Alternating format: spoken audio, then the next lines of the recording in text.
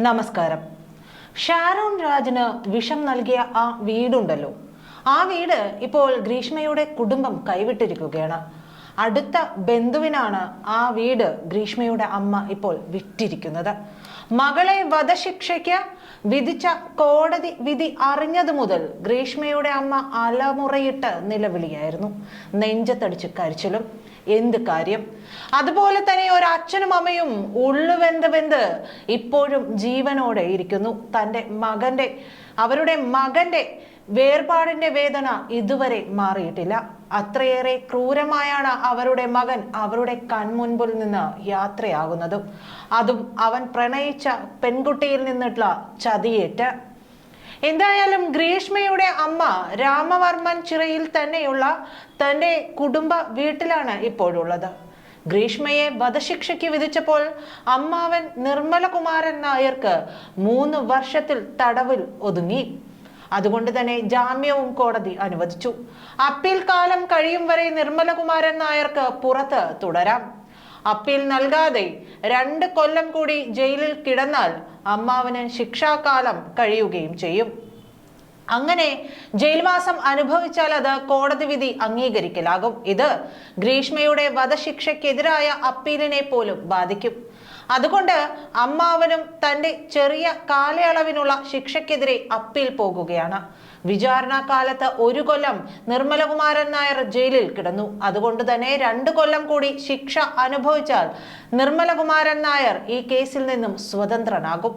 അപ്പോഴും സഹോദരിയുടെ മകളായ ഗ്രീഷ്മയ്ക്ക് വേണ്ടി ഹൈക്കോടതിയിൽ അപ്പീൽ പ്രതീക്ഷ അർപ്പിക്കുകയാണ് ഈ അമ്മാവനും. ഗ്രീഷ്മയുടെ അടുത്ത ബന്ധുവിന്റെ കല്യാണ പാർട്ടിയായിരുന്നു കഴിഞ്ഞ ദിവസം. വീടിനടുത്തായിരുന്നു ഈ പാർട്ടി. ഗ്രീഷ്മയുടെ അമ്മയും അമ്മാവനും എല്ലാം പങ്കെടുക്കേണ്ട ചടങ്ങുകൾ. പക്ഷേ ഗ്രീഷ്മയുമായി ബന്ധപ്പെട്ടവരെല്ലാം ആ ചടങ്ങുകൾ ഒഴിവാക്കി. ആ അർത്ഥത്തിലെല്ലാം തന്നെ അവിടെയെല്ലാം നിലവിളികളുടേതായി മാറുകയായിരുന്നു. 2 ദിവസം മുമ്പ് ഈ കേസിൽ ഗ്രീഷ്മയുടെ അമ്മയെ കോടതി വെറുതെ വിട്ടിരുന്നു. ഇതോടെ ആ കുടുംബം പ്രതീക്ഷയിലായി. മകൾക്ക് ജീവപര്യന്തം മാത്രമേ കിട്ടൂവെന്ന് എല്ലാവരും അങ്ങ് പ്രതീക്ഷിച്ചു. ഇതിനിടയിലാണ് വധശിക്ഷാവിധി തിരിച്ചടിയാകുന്നത്. അപ്പീൽ കൊടുത്താൽ വധശിക്ഷയിൽ ഇളവ് കിട്ടുമെന്ന് കുടുംബം പ്രതീക്ഷിക്കുന്നുണ്ട്. അപ്പോഴും അപ്പീൽ അംഗീകരിക്കും വരെ പരോളില്ലാതെ ഗ്രീഷ്മ അകത്തു തന്നെ കിടക്കും. ഹൈക്കോടതി അതിവേഗം അപ്പീൽ പരിഗണിക്കാനും സാധ്യതയില്ല. അതായത് കുറച്ചു കാലമെങ്കിലും അപ്പീൽ അനുവദിക്കുന്ന സാഹചര്യമുണ്ടെങ്കിലും ഗ്രീഷ്മയ്ക്ക് അകത്ത് കിടക്കേണ്ടി തന്നെ വരും. നാഗർകോവിലിലെ ബന്ധുവീട്ടിലായിരുന്നു കുറച്ചു കാലമായി ഗ്രീഷ്മ നിന്നിരുന്നത്. ജാമ്യ വ്യവസ്ഥയനുസരിച്ച് സ്റ്റേഷനിലും മറ്റും ഒപ്പിടാൻ ഗ്രീഷ്മ എത്തിയിരുന്നത് രാത്രിയിലെ KSRTC ബസ്സിലായിരുന്നു. മകളുടെ സ്വകാര്യത പരമാവധി കാത്തു സൂക്ഷിക്കാൻ ആ കുടുംബം ആവുന്നതെല്ലാം ചെയ്തു. കോടതി വിധി അനുകൂലമായാൽ ചെന്നൈയിലേക്ക് മാറാനായിരുന്നു തീരുമാനം. ഇതെല്ലാം തകർക്കുന്നതായിരുന്നു നെയ്യാറ്റിൻകര കോടതിയുടെ വിധി. ഷാരോൺ രാജ് വധക്കേസിൽ അന്വേഷണം ഏറ്റെടുക്കാൻ കേരള പോലീസിനെ സഹായിച്ചത് ഗ്രീഷ്മ നടത്തിയ തട്ടിക്കൊണ്ടുപോകൽ ആണെന്നതാണ് വസ്തുത. ഗ്രീഷ്മയ്ക്ക് വധശിക്ഷ വിധിച്ച കോടതി വിധിയിൽ തട്ടിക്കൊണ്ടുപോകൽ കുറ്റത്തിനും ശിക്ഷ നൽകിയതോടെ നിയമപരമായി കേസ് കൂടുതൽ കരുത്തുള്ളതായി. കേരള പോലീസ് ഈ നീക്കം നടത്തിയില്ലായിരുന്നുവെങ്കിൽ കേസ് അന്വേഷണം തമിഴ്നാട് പോലീസിന് കൈമാറേണ്ടി വരുമായിരുന്നു. കാരണം കുറ്റകൃത്യത്തിന്റെ പ്രധാന ഭാഗം നടന്നത് തമിഴ്നാട്ടിൽ കന്യാകുമാരി ജില്ലയിലെ ദേവിയോട് വില്ലേജിലെ പൂമ്പള്ളിക്കോണത്തെ രാമവർമ്മൻ ചിറയിലുള്ള ശ്രീനിലയം എന്ന വീട്ടിൽ വെച്ചാണ്. നിയമപരമായി കൃത്യം നടന്ന സ്ഥലത്തെ പോലീസിനാണ് അന്വേഷണ ചുമതല. ഈ വീടാണ് ഗ്രീഷ്മയുടെ അമ്മ മറ്റൊരു ബന്ധുവിന് വിറ്റത്. അന്വേഷണം തമിഴ്നാട്ടിലേക്ക് മാറ്റിയാൽ ഒരുപക്ഷെ കേരളത്തിൽ ലഭിക്കുന്ന പ്രാധാന്യം നഷ്ടപ്പെടുമോ എന്ന് കേരള പോലീസ് സംശയിച്ചു. തുടർന്ന് പോലീസ് ആസ്ഥാനത്ത് ഉന്നത ഉദ്യോഗസ്ഥർ യോഗം ചേർന്നാണ് ഈ കുരുക്കഴിക്കാൻ വഴി കണ്ടെത്തിയത്. ഷാരോണിനെ ഗ്രീഷ്മ തട്ടിക്കൊണ്ടുപോയി കൊലപ്പെടുത്തിയെന്നാണ് കേസെന്ന് ഉദ്യോഗസ്ഥർ കണ്ടെത്തി.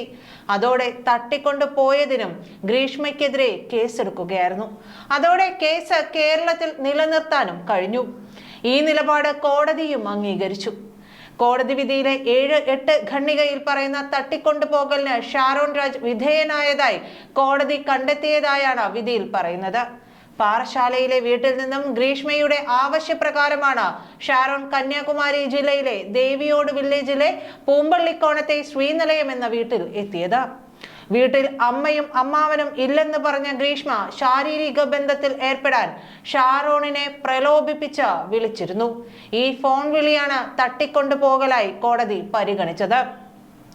ഫോണിൽ ലൈംഗിക കാര്യങ്ങൾ സംസാരിച്ച ഗ്രീഷ്മ ഷാരോണിനെ നിർബന്ധപൂർവ്വം രാമവർമ്മൻ ചിറയ്ക്ക് സമീപത്തെ പൂമ്പള്ളിക്കോണത്തുള്ള വീട്ടിലെത്തിക്കുകയായിരുന്നുവെന്നും ഇത് തട്ടിക്കൊണ്ടുപോകലാണെന്നും കോടതി കണ്ടെത്തി. കുറ്റകൃത്യത്തിന്റെ തുടക്കം കേരളത്തിൽ നിന്നാണെന്ന് സ്ഥാപിക്കാൻ കേരള പോലീസിനെ സഹായിച്ചത് ഈ വകുപ്പാണ്. തട്ടിക്കൊണ്ടുപോകൽ കൊലപാതകത്തിലേക്ക് നയിച്ചുവെന്ന കേസിന്റെ വിചാരണ വേളയിൽ കേരള പോലീസിന് തെളിയിക്കാനും സാധിച്ചു. ഷാരോണുമായി ഗ്രീഷ്മ നടത്തിയെന്ന് പറയുന്ന ഫോൺ വിളിക്ക് മുമ്പ് തന്നെ കഷായത്തിൽ കലർത്താനുള്ള വിഷവസ്തു ഗ്രീഷ്മയുടെ കയ്യിൽ ഉണ്ടായിരുന്നതായും കൊലപ്പെടുത്താനുള്ള ഉദ്ദേശത്തോടെ ഇക്കാര്യം ഗൂഗിളിൽ തിരഞ്ഞതായും പോലീസ് തെളിവ് നൽകി. ഇതോടെ കൊലപാതകം ലക്ഷ്യം വെച്ചുള്ള തട്ടിക്കൊണ്ടുപോകൽ എന്ന കുറ്റകൃത്യം ഗ്രീഷ്മ നടത്തിയെന്നും കോടതിക്ക് ബോധ്യപ്പെട്ടു. അപൂർവങ്ങളിൽ അപൂർവമായ പ്രവൃത്തി, അതിക്രൂരമായ കൊലപാതകം എന്നീ ഘടകങ്ങൾ ചൂണ്ടിക്കാട്ടിയാണ് ഷാരോൺ കൊലക്കേസിൽ ഗ്രീഷ്മയ്ക്ക് നെയ്യാറ്റിൻകര അഡീഷണൽ ജില്ലാ സെഷൻസ് കോടതി വധശിക്ഷ വിധിച്ചത്.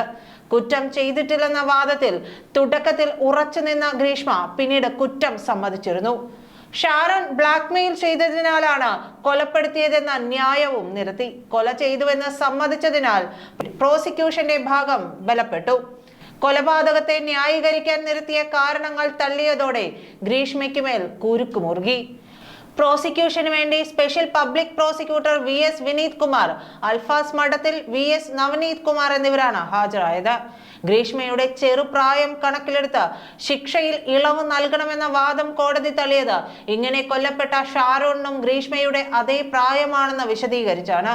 അതുകൊണ്ട് പ്രായത്തിന്റെ ആനുകൂല്യം ഗ്രീഷ്മയ്ക്ക് നൽകാനാവില്ലെന്നും കോടതി പറഞ്ഞുവച്ചു.